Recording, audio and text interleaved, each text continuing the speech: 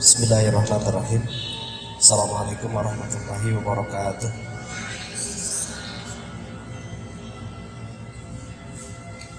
Bismillahirrahmanirrahim. Wa nasta'inuhu wa nastaghfiruh wa nu'minu bihi wa natawakkalu alaihi wa na'udzu billahi min syururi anfusina wa min sayyiati a'malina. من يهده الله فلا مضل له ومن يضلله فلا هادي له. أشهد أن لا إله إلا الله وأشهد أن محمدا عبده ورسوله.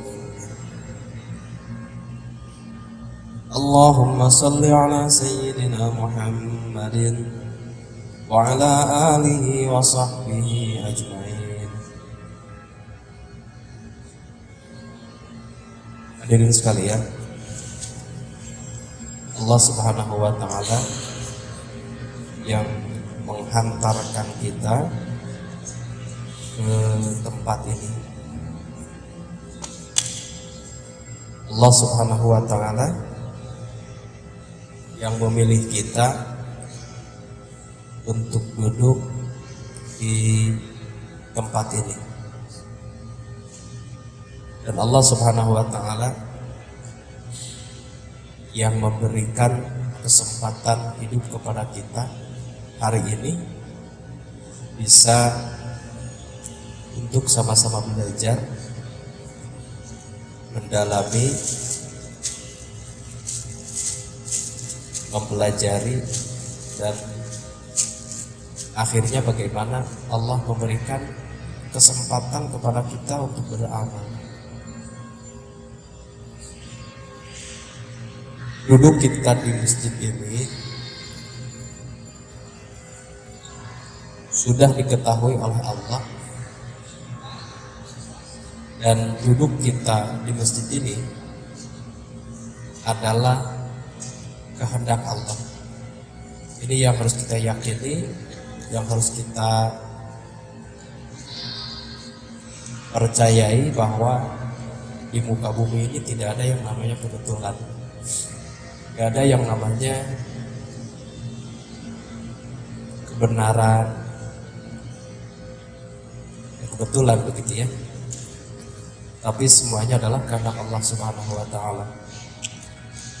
Saya selalu mengingatkan diri saya sendiri bahwa daun yang sudah tua, mengering, jatuh ke bumi, itu pun juga atas kehendak Allah Subhanahu wa Ta'ala. Bergesernya pasir di lautan, sekecil apapun itu pun juga atas kehendak Allah Subhanahu wa Ta'ala. Maka jangan pernah berpikir bahwa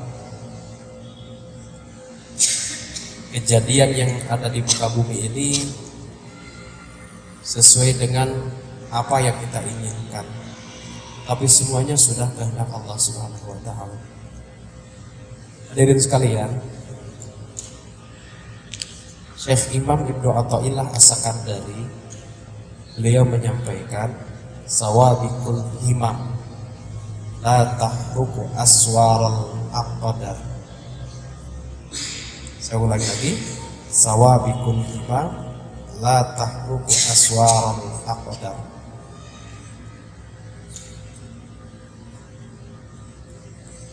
Kekuatan yang dahsyat. Himam itu kekuatan, keinginan, usaha. Sawabikul himam, keinginan yang sangat luar biasa. Himmah la tahruku aswaral aqdar, tidak akan mampu untuk melewati dinding takdir dan ketentuan Allah.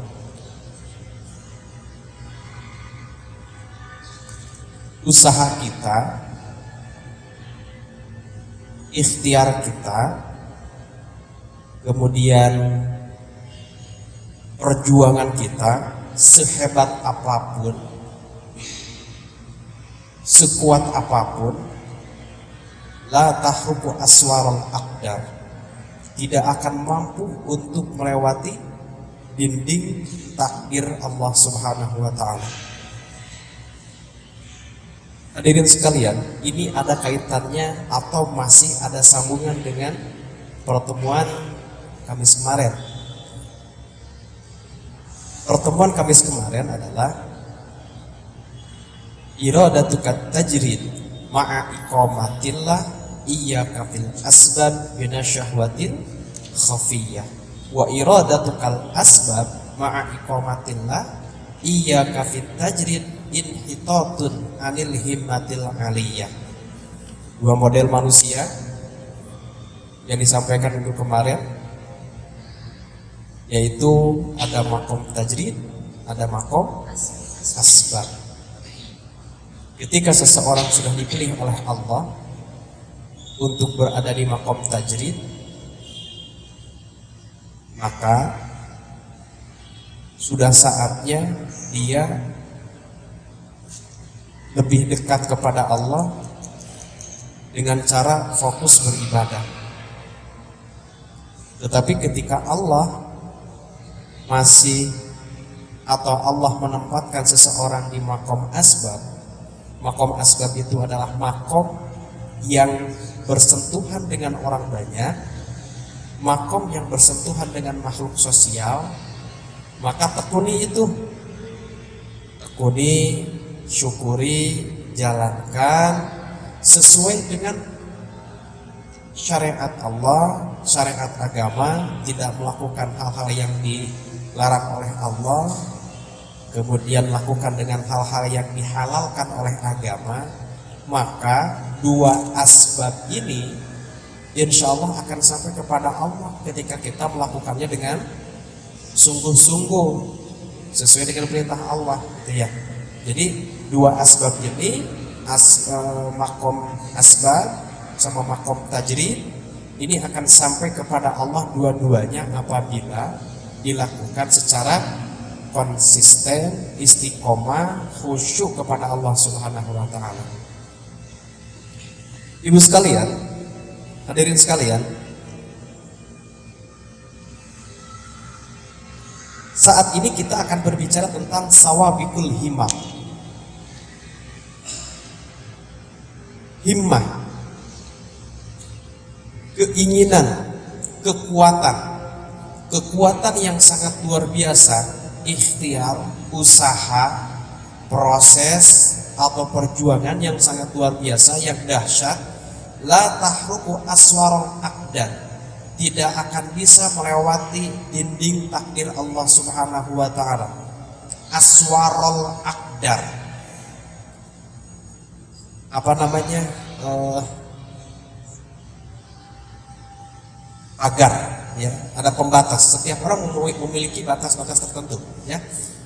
Setiap orang memiliki pagar tertentu, batas tertentu, dinding tertentu.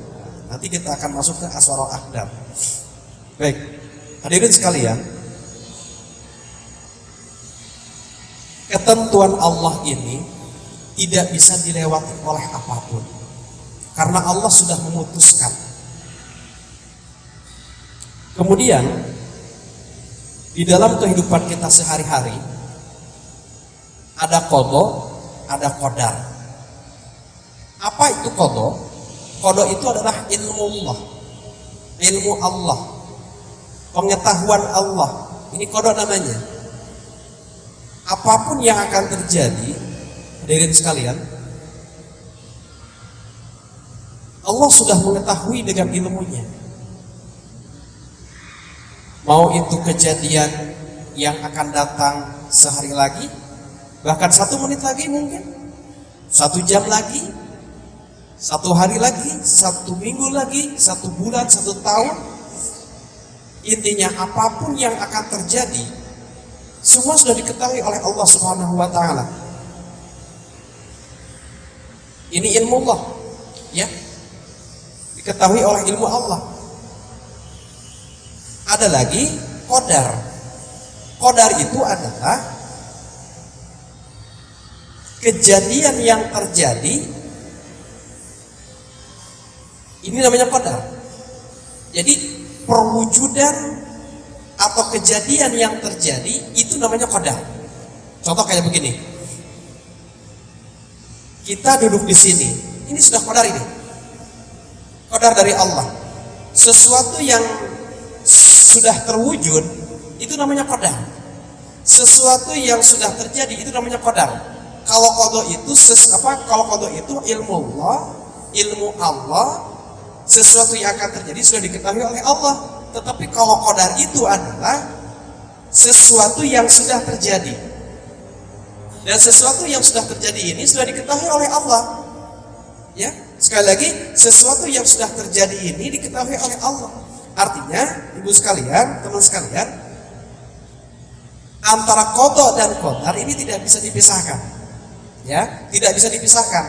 Kita duduk di sini, satu sudah diketahui oleh Allah, yang kedua, ini sudah menjadi ketentuan Allah. Makanya saya selalu mengingatkan diri saya sendiri bahwa di muka bumi ini nggak ada yang namanya kebetulan, nggak ada yang namanya saya ingin ke Masjid Agung gitu. Ini mah keinginan saya aja, itu sudah ketentuan Allah, nggak bisa dirubah. Nah maka hadirin sekalian, kita yakini bahwa tugas kita hari ini adalah meyakini bahwa apa yang terjadi hari ini itu sudah ketentuan Allah Subhanahu Wa Taala. Paham ya antara qadar sampai sini? Baik, ibu sekalian. Kemudian Allah Subhanahu Wa Taala memberikan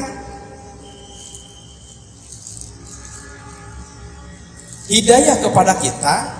Ada yang tertulis, ada yang tidak tertulis.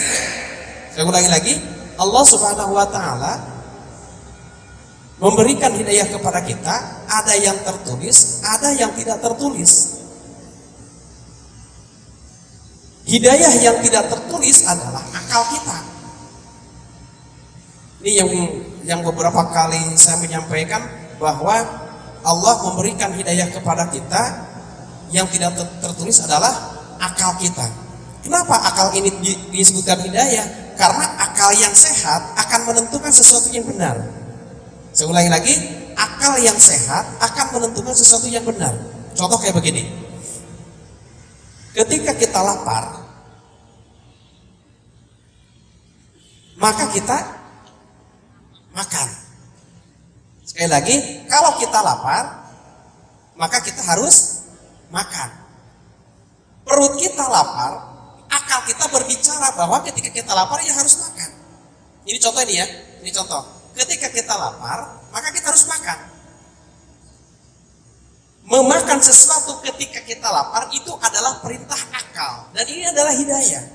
Inilah hidayah. Gak ada ceritanya kamu lapar nggak? Lapar. Tiba-tiba dia langsung lari, nggak ada. Ketika kita haus, maka kita minum. Yang memerintahkan kita minum ketika kita haus ya akal kita, karena akal kita bagian dari, atau akal kita hidayah yang tidak tertulis. Ibu sekalian, ada lagi hidayah yang tertulis. Hidayah yang tertulis itu adalah Al-Quran dan Al-Hadis. Hudal linnas, ya, dalikal kitabul la raiba fi, hudal lil muttaqin. Al-Quran dan Al-Hadis adalah hidayah yang tertulis. Nah maka ibu sekalian, hadirin sekalian, kita di sini adalah bagaimana meyakini itu, ya, meyakini itu. Sekali lagi, barang siapa yang ingin selamat di akhirat, yang ingin mendapatkan ridha Allah, ya harus amal soleh. Kita harus ibadah kepada Allah yang sudah diikat dengan rukun Islam, dari mulai syahadat, sholat, zakat, puasa, naik haji. Nah maka ibu sekalian, ketika kita sudah tahu bahwa Al-Quran dan Al-Hadis adalah hidayah dari Allah, kemudian Allah juga memberikan akal kepada kita untuk memilih sesuatu yang benar, juga adalah hidayah.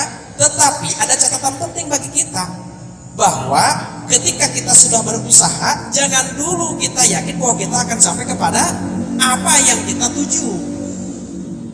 Contoh kayak begini. Kita tidak punya uang. Tadi tamsilnya begitu ya, kita tidak punya uang. Kemudian setelah kita tidak punya uang, maka kita berusaha, berikhtiar. Apa ikhtiarnya? Ya macam-macam. Ada yang berikhtiar dengan cara berdagang, bertani, jualan dan lain sebagainya. Tetapi kita jangan meyakini bahwa dengan ikhtiar ini kita akan sampai kepada tujuan kita. Jangan dulu. Kan tadi sawabikul himam la tahruku aswarol akdar. La tahruku aswarol akdar. Segala sesuatu itu ada batasnya, tidak akan bisa melewati dinding takdir Allah Subhanahu wa taala. Jadi kalau kita, hadirin sekalian, sedang berusaha, jangan meyakini bahwa kita akan sampai kepada finish, jangan dulu. Kenapa? Karena yang menyampaikan itu bukan kita, tapi Allah Subhanahu wa taala. Nah, ini harus kita yakini dengan keimanan yang tinggi. Harus kita yakini dengan keimanan yang kuat. Sama seperti tamsil yang saya sampaikan tadi. Kita keluar dari Masjid Agung, uang kita ada sebelah kanan. Ketika kita keluar dari area parkir, belok ke kanan, nah kita jangan dulu yakin bahwa kita akan mendapatkan uang itu, belum tentu. Kenapa? Karena yang menyampaikan kita bisa mendapatkan uang bukan kita, tapi Allah.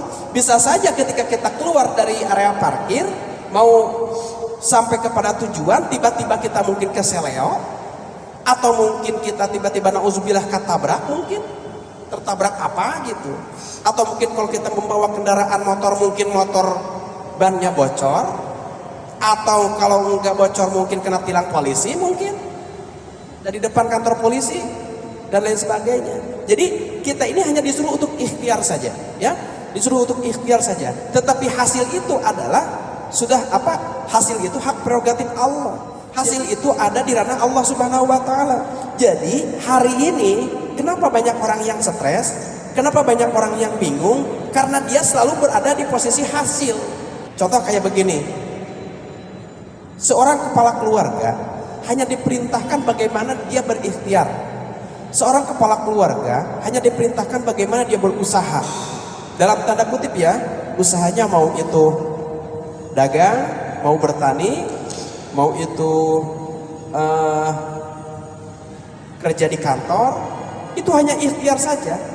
Tetapi hasilnya itu adalah Allah yang menentukan. Kita kerja dari pagi sampai sore. Kalau Allah memberikan rizkinya hanya sekian persennya, itu sudah ketentuan Allah. Kita ingin uang sehari 150.000, kerja dari pagi sampai sore, ditambah lagi ngelembur sampai jam 9 malam. Kalau Allah sudah mentakdirkan kita mendapatkan 100.000, ya 100.000, gak bakal bisa lebih. Kenapa gak bisa lebih? Karena Allah sudah mentakdirkan kita mendapatkan seperti begitu. Kalaupun kita rizki oleh Allah sudah ditentukan 100.000, kemudian kita dapat 150.000, yang 50.000 ini kadang-kadang tidak digunakan, atau mungkin digunakan bukan kepada hal-hal yang bermanfaat. Kadang-kadang yang 50.000 ini kadang-kadang dipinjam oleh tetangga mungkin. Kalau nggak dipinjam oleh tetangga mungkin dipakai beli pulsa mungkin. Bukan rezeki kita. Jadi sekali lagi hadirin sekalian, jangan pernah sekali-kali kita masuk ke ranah hasil. Karena hasil itu adalah hak prerogatif Allah. Sama tamsil yang kedua, ketika kita mengajak orang taat kepada Allah, baik itu mengajak bagaimana dia mau memakmurkan masjid, bagaimana orang ini mau duduk di majelis taklim, tugas kita ini hanya mengajak. Berangkat dengan tidak orang yang diajak oleh kita, itu bukan urusan kita. Berangkat atau tidaknya orang yang diajak oleh kita, itu bukan urusan kita, tapi itu urusan Allah. Hanya kita diperintahkan untuk mengajak, hanya mengajak saja. Sawabikul himam la tahruku aswarol akdar. Seseorang ketika Allah Subhanahu wa taala telah menentukan dia ini harus kaya, walaupun dia dicuri hartanya, kendaraannya dicuri, hartanya dicuri, tetap aja dia akan menjadi orang kaya. Kenapa? Karena Allah sudah menentukan si A ini harus kaya. Atau sebaliknya, jika Allah menentukan seseorang harus menjadi orang miskin, walaupun dia kerjanya mati-matian, dari pagi sampai sore ditambah lagi ngelembur terus tiap hari, tetap aja dia tidak akan kaya. Kenapa? Karena Allah sudah menentukan bahwa si A itu harus dalam kondisi miskin atau kehidupannya di bawah standar atau di bawah biasa-biasa. Timbul lagi pertanyaan, atau ada orang yang berpendapat begini, saya mah akan jadi orang kaya, tidak harus berusaha gitu, nanti juga bakal jadi orang kaya.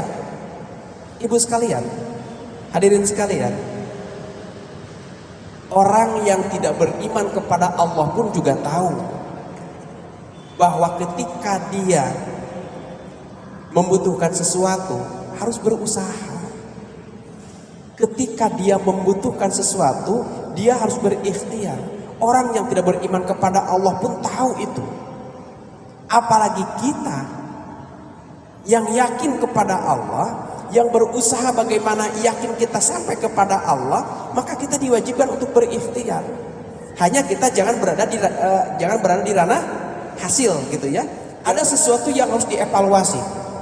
Ketika kita sudah berusaha maksimal, kenapa ini tidak berhasil? Nah, kita diperintahkan untuk mengevaluasi. Kita diperintahkan untuk mengevaluasi, kita diperintahkan untuk introspeksi diri. Kenapa tidak berhasil? Kan begini, Sayyidina Ali selalu mengatakan, saya lebih suka kepada seorang pemuda yang sungguh-sungguh walaupun dia tidak berhasil, daripada seseorang yang berhasil tetapi tidak didasari dengan sungguh-sungguh. Artinya apa? Artinya kita diperintahkan untuk sungguh-sungguh, ya. Kita diperintahkan untuk sungguh-sungguh. Ketika kita tidak berhasil, kita lihat dulu nih.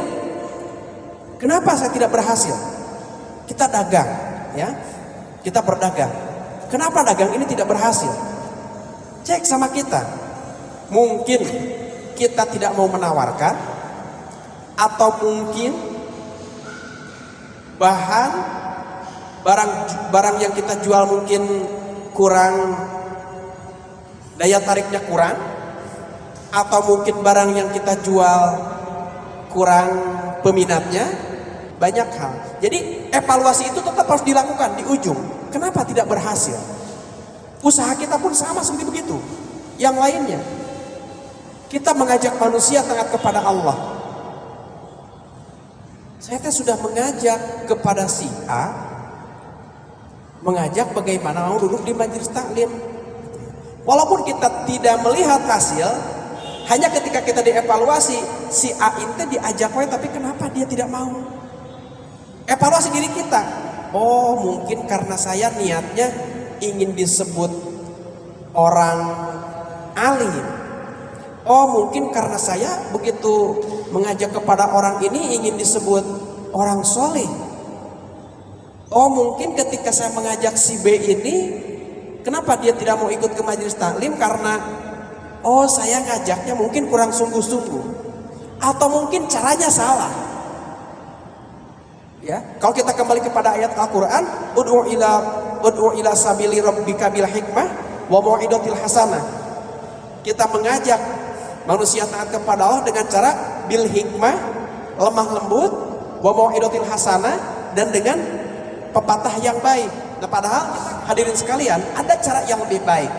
Bagaimana cara yang lebih baik supaya orang mau untuk ke masjid, orang mau duduk di majelis taklim? Oh, ternyata kita harus duduk dulu, harus ngobrol dulu, diajak dulu dia maunya kemana, pembicaranya diarahkan dulu kemana.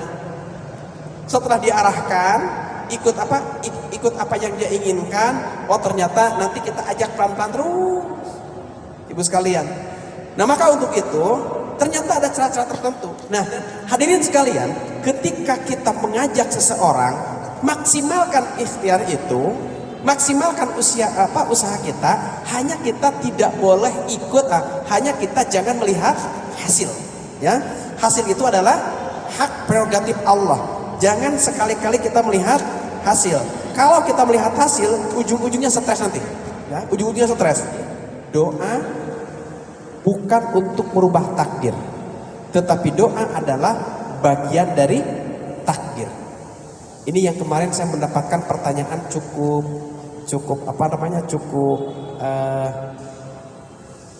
tajam. Ya, Ustadz, kenapa doa tidak bisa merubah takdir? Karena doa adalah bagian dari takdir. Iya, secara kasat mata sepertinya ada perubahan, padahal di mata Allah tidak ada. Saya ulangi lagi, kalau kita berdoa kepada Allah, sepertinya takdir itu dirubah, padahal tidak. Secara kacamata kita berdoa, ya Allah, saya ingin usaha saya lancar. Ya Allah, saya ingin usaha ini betul-betul lancar. Saya ingin usaha ini mendapatkan hasil yang besar. Saya ingin usaha ini menjadikan saya banyak pendapatan. Dengan doa sampai dia mendapatkan pendapatan yang banyak. Secara kacamata kita mungkin iya ada perubahan, tetapi secara kacamata Allah tidak. Kenapa? Karena doa juga tidak akan bisa merubah takdir, gak bakalan bisa. Kenapa? Karena Allah sudah menentukan. Kan tadi kembali kepada qada dan qadar. Saya ulangi lagi, qada itu ilmu Allah, qadar itu adalah wujud dari sesuatu yang terjadi atau wujud dari qadar itu. Apa yang terjadi hari ini yaitu qadar namanya. Jadi seseorang ketika Allah sudah menentukan bahwa si A harus berusaha dengan hasilnya yang begitu banyak, ya itu sudah takdir dari Allah, tidak bisa dirubah. Contoh kayak begini, kita usaha, dagangnya kan begini, ya Allah, semoga jualan saya laku dan mendapatkan hasil yang banyak. Itu bukan karena doa kita, tapi itu oleh Allah sudah dipastikan bahwa si A dengan jualan hari ini dia akan mendapatkan labanya banyak. Dia akan mendapatkan hasilnya yang banyak, keuntungannya banyak. Saya ulangi lagi, si A dagang hari ini mendapatkan keuntungannya banyak. Itu sudah takdir dari Allah. Apakah dengan doa? Bukan. Gambarnya begini, Gus sekalian. Kita sebelum ini biar paham dulu ya, biar paham bahwa doa itu tidak bisa merubah takdir.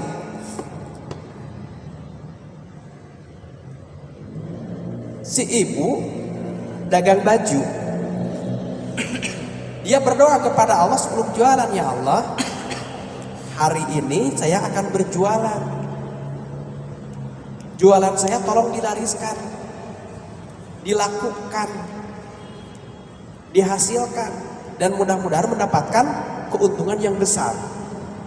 Begitu sore ternyata jualannya laku, untungnya besar. Timbullah dalam diri kita, tuh karena tadi pagi berdoa, akhirnya mendapatkan untung yang banyak. Ibu sekalian, secara kasat mata iya, itu mendapatkan untung yang banyak. Tetapi secara kacamata Allah tidak. Kenapa dikatakan tidak? Karena Allah sudah menentukan bahwa si A jualan hari itu harus banyak untungnya. Karena kan tidak sedikit hari ini orang yang berdoa tetap aja seperti begitu. Hari ini kita berdoa nih, ya Allah, saya mau jualan hari ini, tolong dilariskan ya. Tapi kan kok Allah itu dilakukan. Benar nggak kira-kira? Kemudian juga tidak sedikit, ya Allah, hari ini saya mau jualan, berikanlah keuntungan yang banyak. Tapi yang terjadi malah sebaliknya. Doa kira-kira bisa, padahal paginya sama-sama berdoa gitu. Sama-sama berdoa ingin apa tah? Ingin si jualannya itu dilariskan gitu ya. Ada dua orang yang sakit. masuk ke rumah sakit. Sakitnya sama. Rumah sakitnya juga sama. Ya. Sakitnya sama, rumah sakitnya juga sama. Dari dua orang ini sama-sama berangkat dan doanya juga sama. Ya Allah, saya ingin disembuhkan, saya ingin disehatkan kembali. Dua-duanya sama doanya, ingin disembuhkan, ingin disehatkan sesegera mungkin. Berangkatlah duanya ke rumah sakit. Setelah di rumah sakit, yang satu balik lagi karena oleh dokter bahwa si ini mah bisa bisa balik lagi dan sembuh setelah beberapa hari. Tetapi yang satu lagi, dia nggak pulang lagi seumur hidupnya. Artinya meninggal dunia. Padahal kan dua-duanya apa? Berdoa dua-duanya. Dua-duanya berdoa, masuk rumah sakitnya juga sama, dokternya juga sama, rumah sakitnya sama, doanya juga sama, tapi yang satu mah bisa pulang dengan sehat, yang satu mah langsung meninggal dunia. Kira-kira doa bisa merubah takdir kan? Tidak, ibu sekalian. Sawabikul himam la tahruku aswarul aqdar. Sehebat apapun usaha kita, maka tidak akan mampu untuk melewati pagar dinding takdir Allah Subhanahu wa taala. Kesimpulannya adalah usahamu ini bukan untuk merubah takdir, tetapi usahamu adalah bagian dari takdir. Doamu bukan untuk merubah takdir, namun doa adalah bagian dari takdir. Maka jika kamu telah mengambil bagian dari takdirmu untuk sampai ke surga, maka engkau adalah ditakdirkan untuk sampai ke surga.